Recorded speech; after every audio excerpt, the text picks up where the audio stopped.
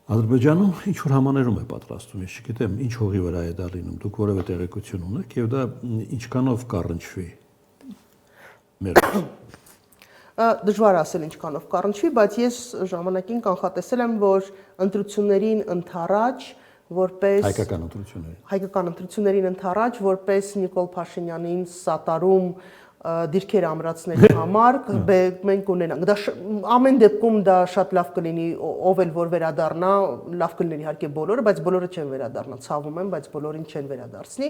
Մի մասին էլի որպես պատանդ կպահեն, բայց մի մասին կարծում եմ մենք կտեսնենք իրենց վերադարձը։ Դա կլինի Նիկոլ Փաշինյանին ամրապնդելու համար, որովհետև ավելի ձեռնտու ղեկավար Հայաստանի, քան Նիկոլ Փաշինյանն Ադրբեջանի համար ուղղակի կարծում եմ լինել չի կարող։ Լավ, եկանք օգոստոսի 8-ի համաձայնագիր։ Այն հավակնում է իրավական լուրջ ուժ ունենալու ժամանակին։ Ժամանակը ցույց կտա, որովհետև հայտարարությունները, որոնք շատ արագ ռեժիմով տարածվում են Տրամպի հախուռն տրամադրությունների ներքո, մի փոքր ավելի դժվարանում ասել, թե ինչքան ազդեցություն կունենան եւ ինչքան զարգացում կստանան, բայց որ դե արդեն աշխատանքային խմբերի մակարդակով են աշխատում իմ հակողը։ Համենայն դեպս դեսպանը հայտարարեց, որ մի կողմից կա ռազմավարության հրապարակում, որտեղ որ կարծես թե այս տարածաշրջանում շատ տենց մեծ հետաքրքրություն մասին չեն խոսում, մյուս կողմից կա Միացյալ Նահանգների դեսպանի հայտարարությունը հարցազրույցը, որը տվեց եւ ասաց, որ այո, իսկապես աշխատանքային խմբեր ստեղծվել են, քննարկումները գնում են։ Ինձ թերևս այդ ամբողջ հարցազրույցից միայն մի բան դուր չեկավ, որ Հայաստանը իր տեղը կունենա սեղանի շուրջ։ Հայաստանը այդ տարածքի տերն է, Հայաստանի սուվերեն տարածքի մասին է խոսում եւ հետեւաբար Հայաստանը ուղղակի տեղ զբաղեցնելով չի, որ պիտի բավարարվի։ Մենք պետք է որոշիչ ձայն ունենանք, որովհետեւ ի վերջո եթե իսկապես սուվերենությունը պահպանվում է, իսկ ես հուսամ, որ կպահպանվի, մենք պիտի ունենանք ավելի շատ հնարավորություններ, քան մնացած մասնակիցները։ Արևմտյան Ադրբեջան թեզը ինչին է պետք ուղղակի հիմա այս մտնոլորտում։ Նախ իրենք իսկապես մեծ ծրագրեր են դնում եւ ոնց որ հասկանում ենք, ծրագրերը կարողանում են իրականացնել արդեն օգոստոսի 8-ի ծրագրերի հետ։ Ես տենց վստահ չէի ասի, մարդիկ 30 տարի նպատակ դրեցին եւ 30 տարվա ջանասեր աշխատանքի արդյունքում կարողացան իրենց նպատակին հասնել իրենք ուզում էին Արցախը հասնելու համար պիտի ձախողեն Վաշինգտոնի համաձայնագիրը։ Ժամանակները փոխվում են, իրավիճակները փոխվում են, այդ թվում մենք, ինչպես մենք ժամանակին ձախողեցինք, օրինակ, մեր ռազմավարական գործընկերոջ հետ կապված մեր համոզմունքները կամ, չգիտեմ, առաջատար տարածաշրջանային բանակ ունենալու այդ գաղափարը ոնց որ կարողացանք տանուլ տան կամ հարմար ժամանակ ընտրեց, օրինակ, տվյալ դեպքում Ադրբեջան, իրենք կարողացան շատ ճիշտ ժամանակը օգտագործելով, շատ ճիշտ մինչև այդ պատրաստվելով կարողացան իրենց հարցերը, նպատակները լուծելու։ Ես կարծում եմ, որ Ադրբեջանը իսկապես ունի ծրագիր Հայաստանում, Հայաստան տեղափոխել 300, եթե հնարավոր լինի շատ ավելի շատ թվով ադրբեջանցիներ, եթե դրա հնարավորությունը, դրա ճիշտ ժամանակը ստեղծվի, ինչպես որ 20 թվականի պատերազմի օգտագործեց COVID-ը, ընդհանուր խառնաշփոթը, ընտրությունները Միացյալ Նահանգներում, ես բոլորովին դա չեմ բացառում։ Լավ, դրա հակադիրը Ադրբեջանում ապրած հայերի իրավունքը պաշտպանելը չի լինի։ Կլինի, եթե ինչքան հայ է ապրել, Բաքվում մոռացել են։ Եթե այդպիսի հարց բարձրացնող լինի, որովհետև այդ հարցերը պիտի բարձրացնեն պետական կառույցները բանակցությունների ժամանակ։ Անշուշտ այդ հարցը կարող է բարձրացնել նաև Ադրբեջանից, Կիրովաբադից, Սումգայիթից, բազմաթիվ տեղերից հստական հայերը կարող են բացել, բայց դա Արցախյան կառույցները, որ Արցախյան հարցը համաչափ չի Բաքվից փախստականներին, դա լրիվ ուրիշ հարց է։ Այ համաչափ 300,000 ադրբեջանցիների վերադարձը Հայաստան նույնականը Բաքու, Սումգայիթ ու մնացած քաղաքներ վերադառնալու մասին մեր հարցը, եթե բացացեցին։ Համարժեքը դրանք են։ Արցախյան հարցը լրիվ ուրիշ կոնտեքստի մեջ է։